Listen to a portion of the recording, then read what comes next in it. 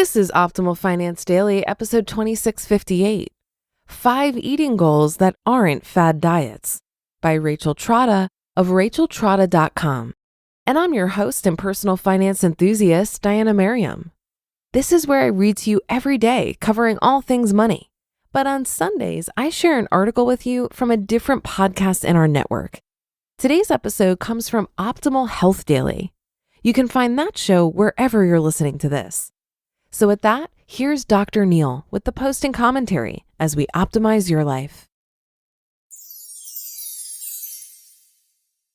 5 Eating Goals That Aren't Fad Diets, by Rachel Trotta of racheltrotta.com. Right now I'm seeing Facebook posts swirl around with questions like, what about keto? What about the HCG diet? What about Whole30? It's natural that as beach season is upon us, we want to turn over a new leaf. However, a new leaf, or even a minor overhaul of eating habits, doesn't have to mean going on a restrictive fad diet. But before I get into the 5 eating goals that I would suggest as alternatives, I want to quickly acknowledge the strengths of a formal diet, because there are advantages. Advantage 1, there are clear rules. Advantage 2, you know when you're doing it right, and you know when you're doing it wrong. Advantage 3, you have a sense of accomplishment when you follow it well. And advantage 4, you probably get quick results because the diet cuts out so many calories by cutting out a food group or forcing you to eat at certain times of the day. You can see from this short list that there are reasons why diets are popular. Even difficult diets can be considered easy to follow, and if you're strict enough, they will yield the results that you want, at least temporarily. However, as many of my clients know from years of yo-yo dieting, these kinds of restrictive plans often don't work long-term. Once the diet goes from on mode to off mode, it's easy to slip back into the old normal, and there's no new normal to support a healthier way of life. Instead of starting a diet, unless a doctor has told you to do so, here are 5 new habits, meaning new eating goals, that I would suggest. Goal number 1, cooking more of your meals. By far, the most consistent problem that I see in my clients' overall diets is a lack of food preparation. Each week, it is extremely helpful to take even 10 minutes to outline what you would like to eat the next week, and to go grocery shopping with that list in mind. While good cooking does take practice, decent cooking is extremely accessible right away. And I promise, the more you cook, the faster and better you will get at it. Make sure you have the basic essentials, like a few good pots and pans and knives, and start by imitating restaurant meals that you like, with healthy or lighter twists. Some recipes are flexible and easy to repeat over and over with variety, like quinoa, bean salads, soups, meat and veggie combinations, and wraps. Remember, you don't have to be a gourmet chef. Simple meals will be lifesavers when you need them. Goal number 2, changing your snacking habits. Snacking is often not a response to hunger. It's usually filling up space or time or occupying some attention or distracting boredom. One of my bridal clients who trimmed down significantly for her wedding and maintained the leanness afterwards simply stopped keeping granola at her desk. While there were many changes that she made, this was an important one. I have had other clients who kept economy-sized bags of nuts at their desks and slashed hundreds or possibly more than 1,000 calories per day from their diets simply by getting rid of this one habit of mindless eating. Instead of snacking throughout the day, plan 1 or 2 strategic snacks that are high in fiber, high in protein, and low in sugar. And plan these snacks for the times of day when you get the most hungry. 4 p.m. is a common time. Goal number 3, eating more protein. Eating more protein is an underlying tenet of most popular weight loss diets: Atkins, Paleo, Whole30, and so on. There is a reason that eating more protein is a common denominator in so many diets. Protein is incredibly satisfying, especially when you combine it with fiber. This means that your stomach fills up faster and stays full longer as your body slowly breaks down the hearty protein source. This translates into fewer cravings and less preoccupation with food, which often happens when you're hungry. For some reason, many struggle psychologically with eating more protein. I think some folks are afraid of bulking up, and there are new concerns about the environmental consequences of eating a meat-heavy diet. However, there are lots of ways to satisfy your protein requirements without turning a blind eye to the planet's needs, and you can rest assured that you will likely not bulk up. For example, making a legume like lentils a centerpiece of your diet can increase both your protein and fiber intake significantly. You can also get protein from plant sources like tofu, soy, tempeh, and nutritional yeast.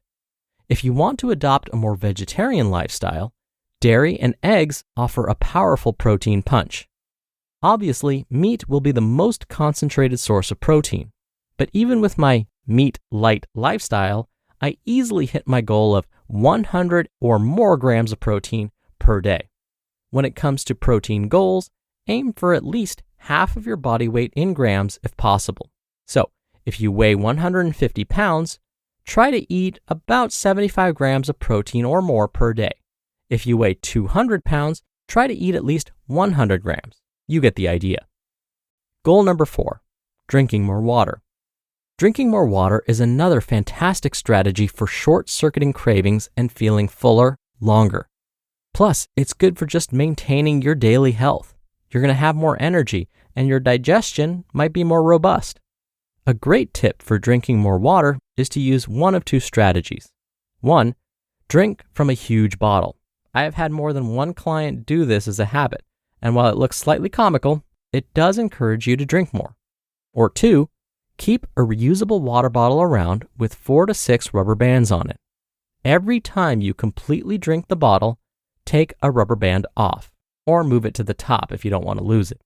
Your goal each day is to move all of the rubber bands every day. And finally, goal number 5, tracking or journaling your food. The least sexy but possibly most impactful thing that you could do to create some new food habits is to track your food for a period of time. This will help assist in your planning. Many people refer to the phrase calorie counting as if it's a bad word, but the reality is that calorie counting can be unrestrictive, not obsessive, and not limiting. Instead, when used wisely, calorie counting can be liberating, educational, and flexible. Build precision by using measuring cups and spoons for your cooking and doing basic math to add, subtract, divide, and multiply to create serving sizes. You don't have to track forever, and I don't recommend doing that. But if you're a numbers geek like me, you may enjoy intermittently tracking every once in a while. It helps to keep me on target with my sports nutrition needs and makes holes in my diet extremely obvious, like not enough protein or not getting enough vegetables or getting too much saturated fat. The bottom line, you can change your eating without going on a fad diet with strict rules. You will find that these small shifts are approachable, easier to maintain over time, and will add up to big results. You just listened to the post titled 5 Eating Goals That Aren't Fad Diets by Rachel Trotta of racheltrotta.com. It's no secret that something always comes up when you're running a small business. It's time to take the pain out of payroll benefits and HR and put the joy back in running your business with Gusto. Gusto's payroll and HR services can make it a little easier. Gusto was designed for you, the small business owner. They take the pain out of running a business, automatically calculating paychecks, filing payroll taxes, setting up open enrollment. Gusto does it all. Want more?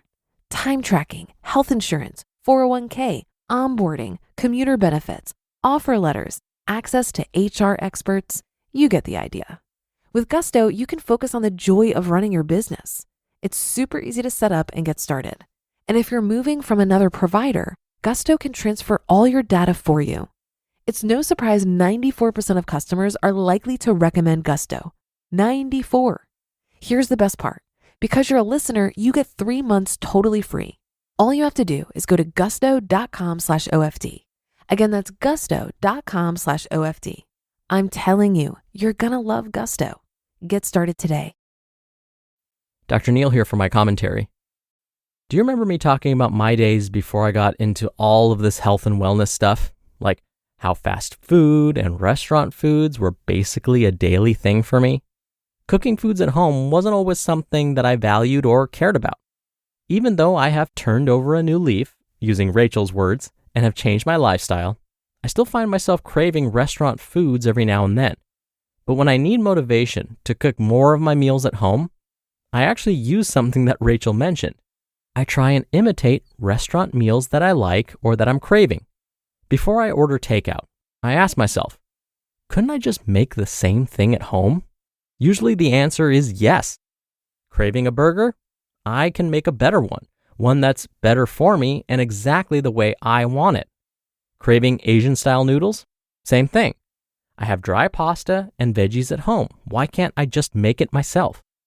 Which actually brings me to my next point. I like keeping certain things on hand. For example, when I go grocery shopping, I like buying packs of frozen veggies so that when I have a craving for a certain dish, I don't have to worry about not having those ingredients handy. So I always like to have a pack of frozen stir-fry veggies on hand. So if I'm craving those Asian-style noodles, I can quickly whip up this dish in no time. I always have organic ground chicken or turkey in my freezer too, so when I'm craving a burger, I can make one. The ultimate goal is to try and make the nutritious choice the easier choice. All right, that's it for today. I hope you're having a wonderful Tuesday. Thank you so much for listening, and I'll be back here tomorrow as usual. So I'll see you there where your optimal life awaits.